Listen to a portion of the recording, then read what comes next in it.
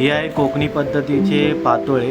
आपण घेतला आहे आधी काकडीचा किस, मग त्याच्यात आपण टाकला आहे खोबऱ्याचा किस, मग नंतरला तांदळाचं पीठ टाकलेलं आहे. मग तांदळाच्या पिठासोबत आम्ही गव्हाचं पीठ टाकलेलं आहे. मग त्याच्यावरती चवीनुसार मीठ, मग नंतरला गूळ, जरा गोडपणा येण्यासाठी. मग नंतर त्याला आम्ही मळलेलं आहे. मग चांगलं मळून घ्यायचं त्याला एकदम, आणि जास्त घट्ट पण नाही मिळायचं. आता दाखवल्याप्रमाणे ते आम्ही हळदीच्या झाडाच्या पानाच्या ह्याच्यात ते आपण हे लावून घ्यायचं. ते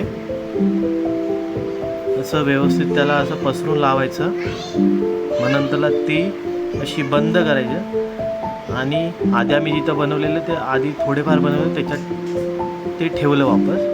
आणि असंच मग हे स्टीमला लावायचं आहे. आम्ही टोपामध्ये पाणी टाकून त्याच्यावरती ती जाळी असते त्याच्यावरती ते स्टीमला ठेवले.